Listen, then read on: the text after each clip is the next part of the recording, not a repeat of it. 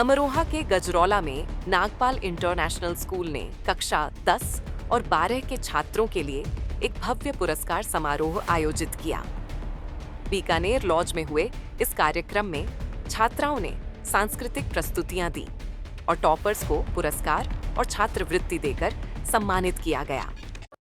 Ma'am, आज जो programme किया गया है नागपाल इंटरनेशनल स्कूल के द्वारा, जिसकी वजह से सीबीएसई का रिजल्ट आया और काफी अच्छा जो इस बार जो है परिणाम वो आए हैं, इस पर आप क्या कहेंगे? मैं इस पर तो सबसे पहले अपने जो मेरे स्टूडेंट्स हैं उनका बहुत बहुत धन्यवाद करना चाहती हूँ, और मेरे स्कूल का, मेरे टीचर्स, मेरे हमारे सांसद के आज जो कार्यक्रम किया गया है नागपाल इंटरनेशनल स्कूल के द्वारा, इसके बारे में बताइए।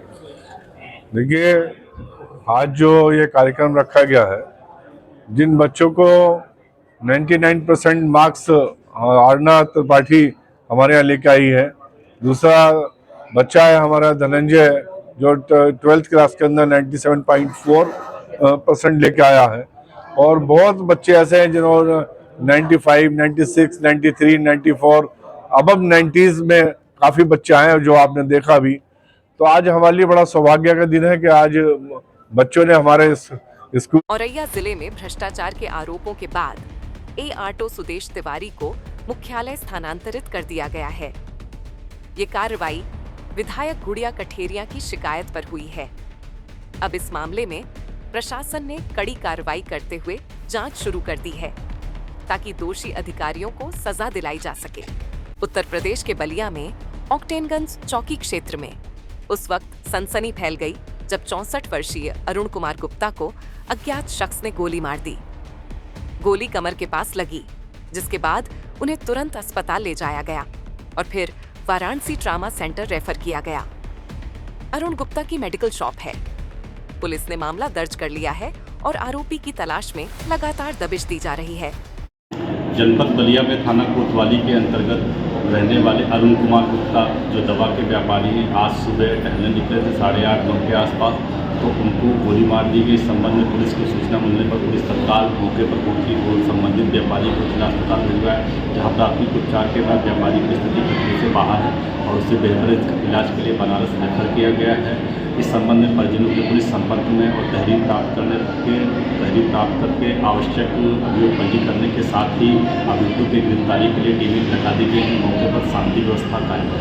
बरेली में वरिष्ठ पुलिस अधीक्षक अनुराग आर्य ने नगर क्षेत्र में ट्रैफिक पुलिस कर्मियों को धूप और गर्मी से बचाने के लिए 50 ऐसी हेलमेट और 4 इंटरसेप्टर मोटरसाइकिलें वितरित की। इस पहल से पुलिस कर्मियों को ड्यूटी में राहत मिलेगी और यातायात व्यवस्था बेहतर होगी। बरेली में एसएसपी अनुराग आर्य के निर्देश पर चला बड़ा अभियान।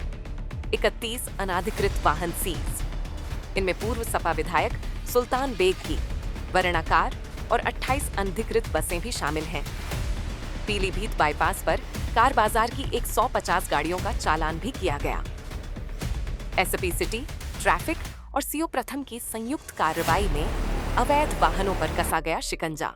2025 को थाना बरादरी में स्थित सैटेलाइट बस स्टैंड पर समस्त बरादरी थाने की फोर्स लेते हुए सैटेलाइट बस स्टैंड पर जो अवैध रूप से इको टैक्सी यहाँ पे चल रही हैं और जो डग्गामार बसें चल रही हैं, इनके विरुद्ध कार्रवाई की गई है, जिसमें कि 28 इको टैक्सी जो अवैध रूप से कमर्शियली चल रही थी, इनको जब्त किया गया है। इनके विरुद्ध विधानिक कार्रवाई की जाएगी। इसी के साथ साथ 2 डग्गामार बसों को भी सीज किया गया है, इनके विरुद्ध भी वैधानिक कार्रवाई की जाएगी। बहुत बहुत धन्यवाद। लालगंज थाना क्षेत्र के सिद्धनाथ गांव में 5 साल की मासूम सृष्टि की निर्मम हत्या का मामला सामने आया है। मासूम की लाश घर से करीब 200 मीटर दूर झाड़ियों में मिली। पुलिस ने मामले की जांच के लिए 3 टीमें गठित कर दी हैं। शव का पोस्टमार्टम कराया गया है। फतेहपुर के शोहदमऊ गांव में भारतीय किसान यूनियन राष्ट्रीयतावादी के नेतृत्व में बुधवन और प्रेमनगर मार्ग को किसानों ने जाम कर दिया। इस कारण जाम में कई स्कूली वाहन फंसे। मौके पर नायब तहसीलदार और जल निगम के अधिकारी भी पहुंचे। गाजियाबाद के 2 अलग अलग इलाकों में हुई मुठभेड़ों में कुल 4 बदमाश गिरफ्तार किए गए हैं। इनमें से 2 बदमाशों के पैर में गोली लगी है। एक बदमाश लुकमान 50,000 रुपए का इनामी था। इनके पास से चोरी की मोटरसाइकिलें और हथियार बरामद किए गए हैं। पुलिस इस मामले की गहनता से जांच कर रही है। हापुड़ थाना। देहात पुलिस ने एक मंदिर से करोड़ों की कीमत की मूर्तियां चोरी करने वाले गैंग का भंडाफोड़ किया है। मुठभेड़ के दौरान एक बदमाश घायल होकर गिरफ्तार हुआ, जबकि उसके साथी को भी पुलिस ने दबोच लिया। चोरी की गई 2 पीली धातु की मूर्तियां बरामद की गई हैं, जिनकी कीमत लगभग 1 करोड़ रुपए है। असौड़ा गांव के एक राधा कृष्ण मंदिर से राधा जी की, राधा रानी की मूर्ति और एक लड्डू गोपाल की मूर्ति जो है उसकी चोरी हुई थी। पुलिस के लिए बड़ी चैलेंज थी। 24 घंटे में ही पुलिस ने इसका वर्कआउट किया है और न सिर्फ अभियुक्तों की गिरफ्तारी करी बल्कि मूर्तियों की सफल बरामदगी करी है। बताया जा रहा है कि मूर्तियों की कीमत अमूल्य है। अष्टधातु की मूर्तियां हैं, लगभग 8-10 किलो एक मूर्ति का वजन है। दूसरी मूर्ति का वजन भी 2.5 से 3 किलो इसका वजन है। तो पुलिस ने इसकी बरामदगी करी है और ये सराहनीय कार्य किया है। इस मूर्ति की चोरी की कितनी कीमत है? कानपुर के नरवाल इलाके में एक दिल दहला देने वाली घटना सामने आई है, जहां एक महिला ने अपने 4 साल के मासूम बच्चे की निर्मम हत्या कर दी। पुलिस ने आरोपी महिला के प्रेमी को नरवाल मोड़ के पास गिरफ्तार किया है। अभी मामले की गहराई से जांच की जा रही है ताकि इस दर्दनाक वारदात के पीछे के कारणों का पता लगाया जा सके। बिधनु तहसील के ग्राम करसुई में दबंग परिवार ने ग्राम समाज की जमीन और आम रास्ते पर कब्जा करने की कोशिश की। आरोप है कि लेखपाल और पुलिस इंस्पेक्टर ने फर्जी रिपोर्ट तैयार कर दबंगों का पक्ष लिया। पीड़ित किसान परिवार ने वकील के साथ जिलाधिकारी से शिकायत की है। हमारे घर के सामने गड्ढा खोदा जा रहा था, उसमें हमने विरोध किया। विरोध करने के बाद हम मारपीट हुई। मारपीट होने के बाद उन्होंने क्या किया, थाने गए। थाने में भारी लड़कियों को लेवा गए थे, वहीं बैठाले रहे और भारी लड़कियों को भगा दिया। उनकी रिपोर्ट लिख और हमारा कुछ नहीं। और रात के 11 बजे उन्होंने हमला किया। हम लोग 2 लड़के और हम वहाँ जंगल में भैंसें जहाँ बांधते हैं वहीं पड़े थे और बाद के जब हमें सूचना मिली दौड़ कर गए तो निकल चुके थे। अभी आप कानपुर के चुन्नीगंज से सांसद रमेश अवस्थी और विधायक के नेतृत्व में बड़ी तादाद में तिरंगा यात्रा निकाली गई। इस यात्रा में हजारों कार्यकर्ताओं ने भाग लिया। सभी ने पाकिस्तान मुर्दाबाद और हिंदुस्तान जिंदाबाद के नारे लगाए। यह यात्रा चुन्नीगंज से शुरू होकर पी रोड, जरीबा चौकी और सीसा मुंह में समाप्त होगी।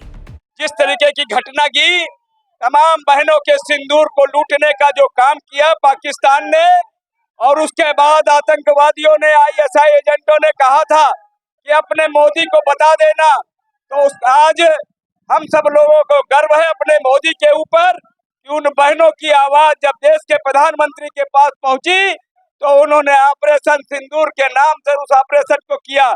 और जिस तरह सोनभद्र के दुत्ती नगर में भारतीय सेना के सम्मान में तिरंगा यात्रा निकाली गई। व्यापारियों, चिकित्सकों, छात्रों और भाजपा कार्यकर्ताओं ने बढ़ चढ़कर हिस्सा लिया। ऑपरेशन सिंदूर की सफलता पर मिठाई बांटकर खुशी जताई गई और पूरे कस्बे में भारत माता की जय के जयकारे लगाए गए। जो ये काम आतंकवादियों ने किया था, तो जो हमारा ऑपरेशन था सिंदूर का, वो सक्सेसफुल रहा और हमारे जो भारत के वीर सेना जो है उन्होंने ये कहा कि हमारे मन में गुस्सा नहीं, हमारे मन में लावा है और जब लावा फूटता है तो विनाश का कारण ही होता है। इसी तरह देख आज ये शौर्य तिरंगा यात्रा कार्यक्रम का संयोजक आज ये यात्रा निकाला गया है स्वदेश से। भारत के सैनिकों द्वारा आतंकवादियों को और उसके अकाओं को जो जवाब दिया गया है, उसी के उपलक्ष्य में ये तिरंगा यात्रा निकला।